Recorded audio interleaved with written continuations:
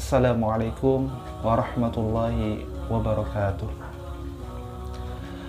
Alhamdulillah, alhamdulillahi rabbil alamin. Allahumma salli wa sallim wa barik ala Muhammad wa ala alihi wa sahbihi ajma'in, amma ba'du. Alhamdulillah, puji dan syukur kita panjatkan kepada Allah Subhanahu wa ta'ala yang telah memberikan kita begitu banyak kenikmatan di dalam hidup ini. Nikmat iman, nikmat kesehatan, dan nikmat lain yang tidak bisa kita hitung satu persatu yang telah Allah karuniakan kepada kita, dan itu harus kita syukuri. Salawat dan salam semoga tercurah kepada manusia terbaik Nabi Muhammad SAW, keluarga, sahabat, dan umatnya hatta yaumul wahid.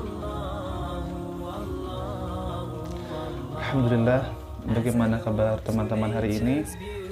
Semoga Allah Subhanahu wa ta'ala senantiasa memberikan kita semua nikmat iman, nikmat kesehatan, sehingga kita bisa beribadah kepada Allah Subhanahu wa ta'ala dengan maksimal. Teman-teman, sebelum kita memulai materi fikih pada hari ini, marilah sama-sama kita buka dengan membaca basmalah bersama-sama. Bismillahirrahmanirrahim.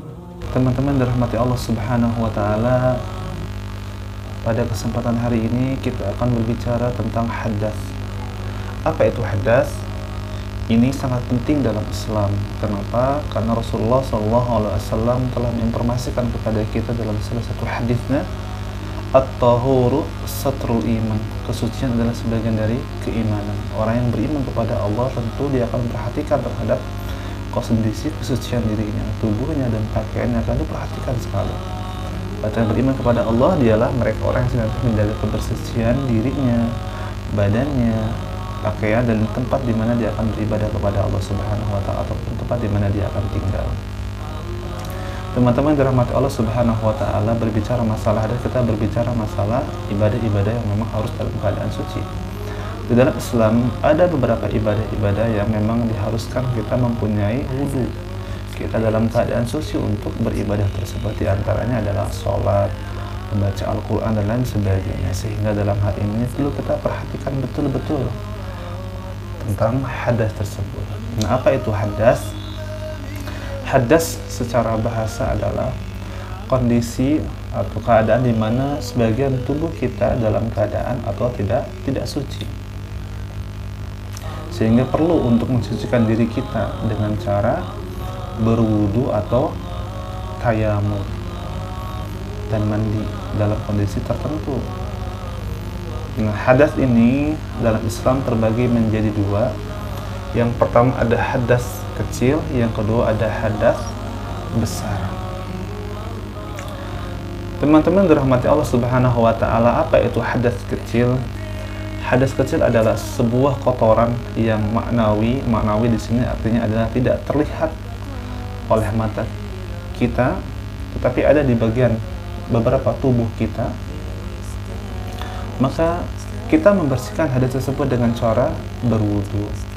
Di antara contoh-contoh hadas kecil adalah yang pertama, misalkan buang air kecil, buang air besar, kemudian buang angin. Apabila kita ingin mengerjakan sholat, kita ingin baca Al-Quran misalkan, maka harus mempunyai wudu agar ibadahnya, khususnya sholat, diterima di sisi Allah Subhanahu wa ta'ala.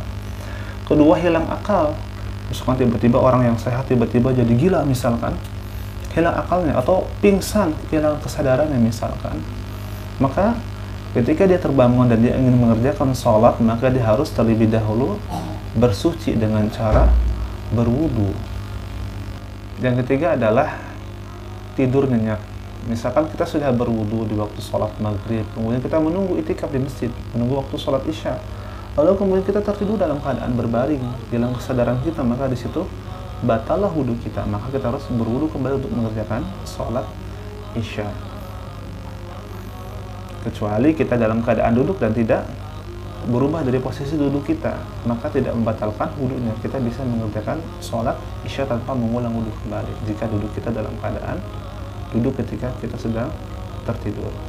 Kemudian yang keempat adalah menyentuh kemaluan dan dubur tanpa pembatas. Misalkan menyentuh kemaluan dan dubur tanpa ada pembatas seperti celana, sarung dan lain sebagainya, menyentuh secara langsung misalkan, maka itu membatalkan wudhu kita.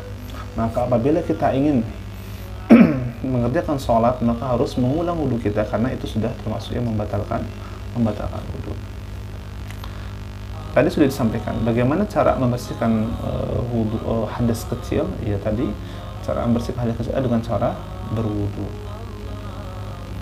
Kemudian perkara-perkara yang dilarang pada saat kita sedang hadas kecil. Kalau kita sedang hadas dalam kondisi tidak suci, ada beberapa hal yang dilarang oleh beberapa ulama berdasarkan beberapa referensi hadis dari Rasulullah SAW. Yang pertama adalah apabila kita hadas kecil, maka kita tidak boleh mengerjakan sholat. Yang kedua, kita tidak boleh tawaf mengelilingi Ka'bah ketika pelaksanaan ibadah haji. Kemudian yang ketiga, menyentuh Al-Quran. Ini juga dilarang oleh sebagian ulama. Tapi ada sebagian ulama membolehkan kita menyentuh Al-Quran dalam keadaan tidak memiliki hadas. Kemudian yang selanjutnya adalah hadas besar. Apa itu hadas besar? Hadas besar adalah kotoran maknawi yang tidak terlihat oleh kasat mata kita, tetapi memang itu ada pada diri kita. Contohnya misalkan keluar mani, kemudian bermimpi, kemudian wanita yang sedang haid, selesai haidnya, maka ketika dia selesai haid, maka dia wajib, berarti dia dalam keadaan tidak suci, maka dia wajib untuk membersihkan dirinya karena dalam keadaan hadas besar.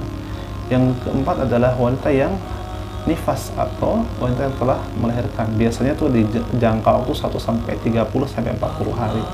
Nah, wanita yang sudah melahirkan di jangka waktu tersebut, ketika selesai maka dia dalam keadaan tidak suci, maka dia harus membersihkan dirinya. Bagaimana cara membersihkan diri dari hadas besar? Yaitu dengan cara mandi besar.